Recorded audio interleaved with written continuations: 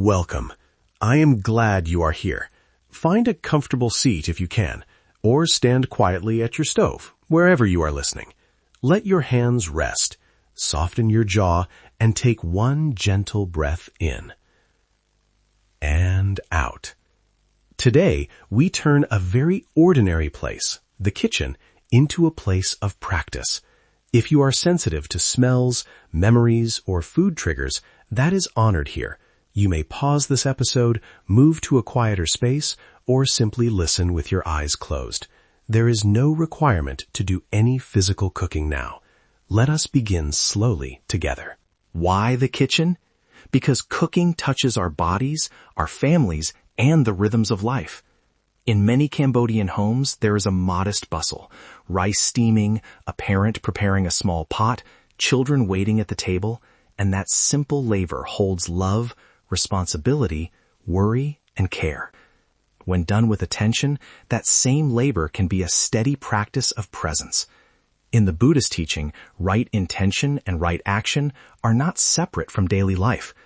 So today, we learn how to bring mindfulness into meal preparation, without adding pressure, without perfectionism, just gentle guidance so the kitchen helps train the heart. Let me share a small household moment. I remember my aunt in Phnom Penh waking before dawn to heat water, to wash vegetables, to fry a little fish for breakfast. She moved with care, humming softly, never rushing the children, always saving a little piece of food for a neighbor who had less. To her, cooking was both duty and offering. Notice how simple gestures, washing a leaf, folding a banana leaf parcel, were teachings themselves. This is how practice can live in kitchen work. Small cares repeated with kind attention.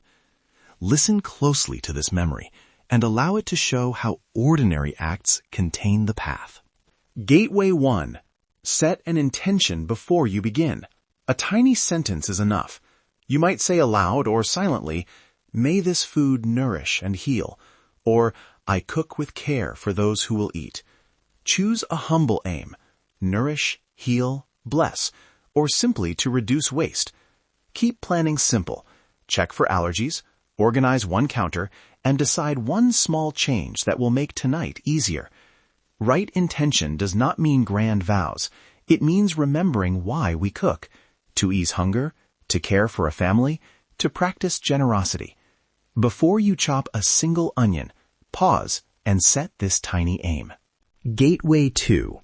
Attend with your hands and senses. There are 3 attention anchors you can use: touch, sound, and scent. Touch. Feel the texture of a carrot as you peel it. Notice the weight of the spoon in your palm. Sound. Listen to the rhythm of chopping, the gentle boil, the clink of a ladle. Scent. Allow aromas to be information, not distraction. These anchors keep you present without demanding perfection. Try small micro-practices. Before each chop, bring your attention to your fingertips for a single breath. While stirring, count 1 breath as you move the spoon across the pot. If your mind rushes to judgment, kindly remind yourself, this is practice, not a test. Let go of the idea that the meal must be flawless. Now, an invitation to practice. This guided segment is trauma-aware. If smells or memories feel strong, please pause and use the imaginal option I offer. Also, do not perform these movements with knives or hot pans in hand. Follow the safety reminders. If you are in a kitchen and safe to do so, you may stir or chop gently. If you are not near a kitchen, imagine the motions with a calm breath. Begin by standing or sitting with your back straight and your hands resting where you would normally hold a spoon or a knife. Breathe in. Breathe out. Say silently, "May this be done with care." When you are ready, lift your hand as if to stir. Move slowly. 1 rotation, breath in. 1 rotation, breath out.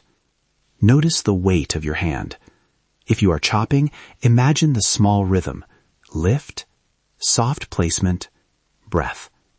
If at any time your body tightens, stop. You may simply sit and breathe instead.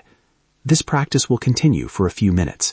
Remember, do not use sharp tools or open flame while guided. If you feel overwhelmed, gently close your eyes and return to the breath. Breathe in, breathe out. Feel your hands. Listen to the imagined or real sound of your spoon in the pan. If a memory arises that is strong or painful, say to yourself, "This feeling is here. I will be gentle with it," and move to a seated breathing pause until you feel steadier. When you notice attention drift, return it kindly to the hands. We are not trying to fix anything, only to notice. Now continue in your own time, slowly stirring or imagining stirring. And when you are ready, allow the practice to finish with 3 slow breaths and a small bow of the head. Gateway 3. Offer and share. The kitchen is also where generosity begins. Dana, the giving of food, can be simple. Keep aside a small portion, or wrap a little in a clean container with a brief note, "With care," or "May you be well." When offering food, say respectfully and plainly, "I made this for you. Please accept it." If you offer to someone from another culture, practice humility. Offer the food as a gift rather than a statement about tradition, and invite dialogue about preferences. Sharing can be as small as leaving a bowl at a neighbor's door, or as intentional as inviting a friend for a meal. The gift is meaningful, not as performance, but as connection. 2 small experiments to try this week. Experiment 1. Choose one meal to prepare with a short pre-intention line, 2 or 3 words, like "nourish with care." During preparation, use 1-minute attention anchors. Touch for 1 minute while washing, sound for 1 minute while stirring. Observe how your mood shifts. Experiment 2. Prepare a small portion to give away, a single bowl or a wrapped snack, with a gentle blessing or a note.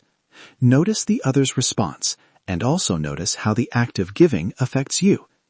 Keep observations simple and non-judging. What did you feel? What changed? Troubleshooting and safety. A few practical reminders.